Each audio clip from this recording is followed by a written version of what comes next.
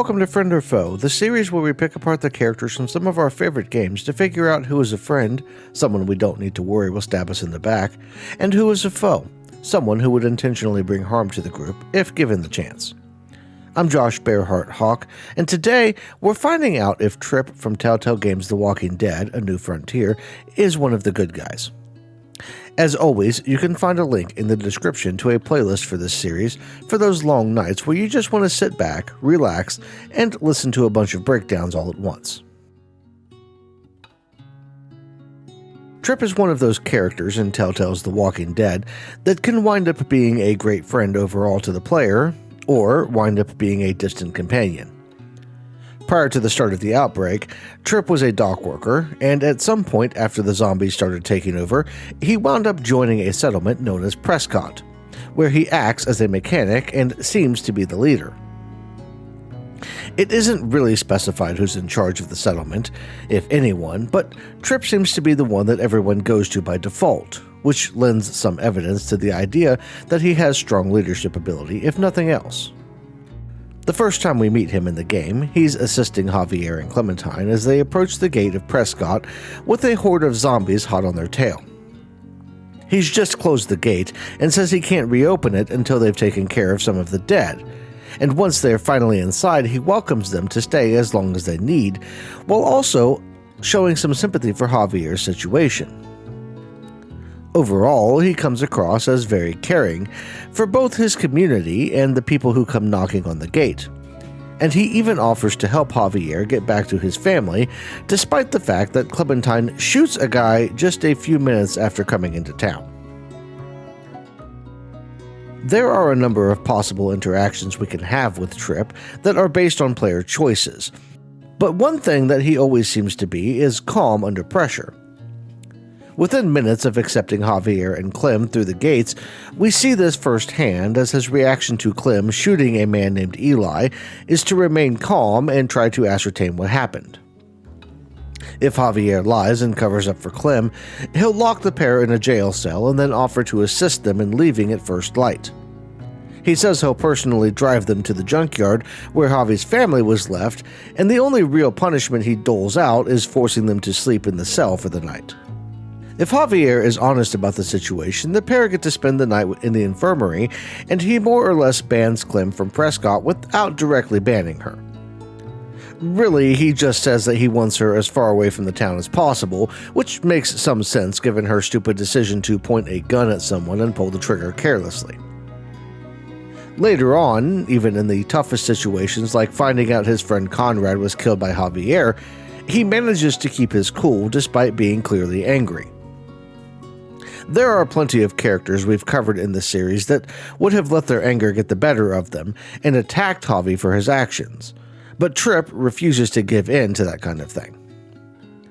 On the flip side of that, however, we see this strength almost become a weakness at times as he hesitates to act when the New Frontier henchmen show up at the gates of Prescott with the hostage. He doesn't want to negotiate with them, which makes some sense as they don't seem entirely trustworthy in their presentation. But he's also willing to risk an innocent life when there are other options. Javier is the reason the New Frontier have come calling, and if sending him out is what saves Francine, someone who wasn't involved in any way outside of being taken hostage, then that's what needs to be done. Tripp hesitates to do that though, being convinced that it won't make a difference, and allows things to escalate. Now, in his defense here, there are a couple of guys with the New Frontier group that are beyond reasoning, and things don't work out well no matter what he or anyone else does. But being a leader means making the tough calls without knowing the outcome, and swapping Javier for Francine makes the most sense without knowing all of the variables. Honestly, that isn't really a knock on Tripp, as he really was doing his best to make the right call and do the right thing for the community.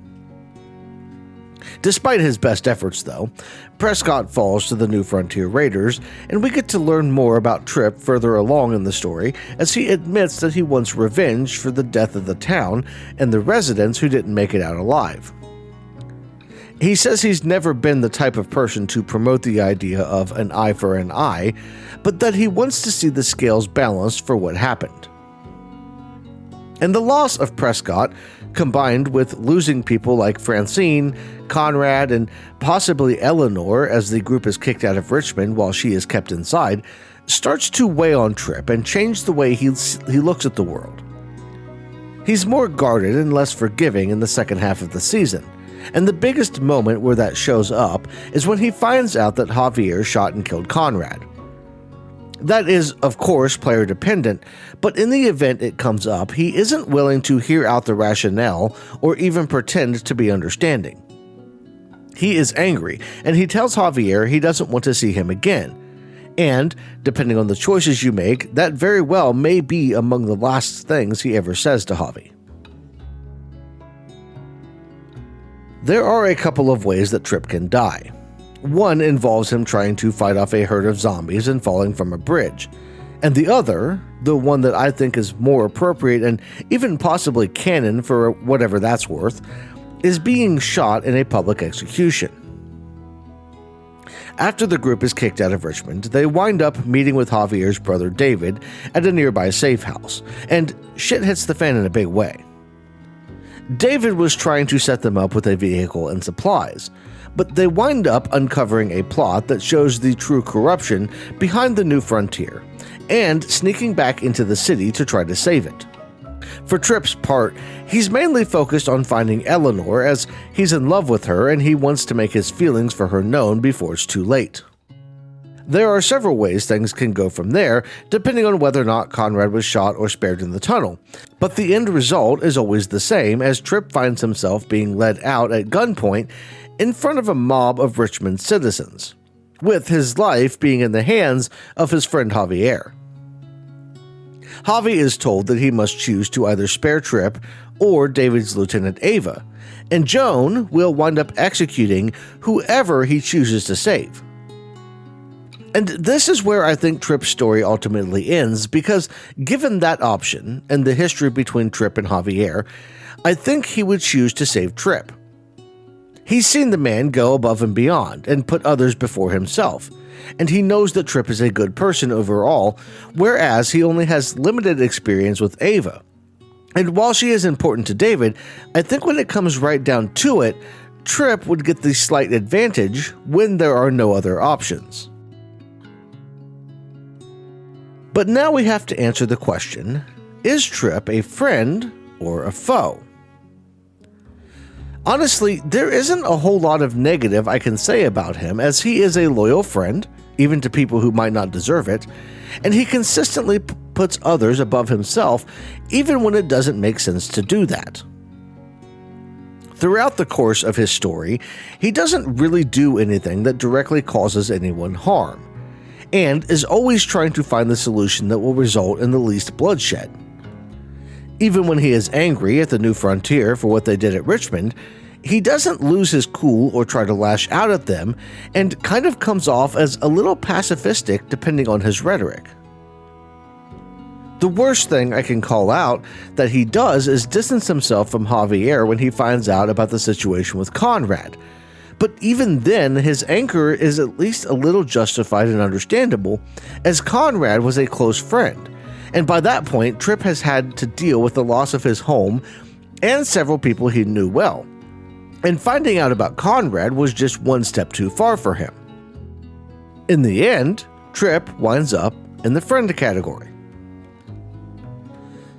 I tried to dig as deep into his story as possible, but there just wasn't a lot to really say when it came to his actions and role in the game. He played a big part and had a decent amount of screen time, but he is really overshadowed by other characters like Javier, David, and even Eleanor. But I think that's by design. Tripp is supposed to be one of those positive characters that shows that you can be a good person and still be successful, even in the zombie apocalypse. Things obviously didn't work out in the long term for him thanks to the actions of Clementine and Javier, but even when everything went sideways, he kept trying to find ways to make things better until the very end. His intentions were good all around, and there isn't really much more to say about him. But I want to know your thoughts, because it's always possible that I missed something. Was he a friend who would stand by even the least deserving people, or is he actually a foe?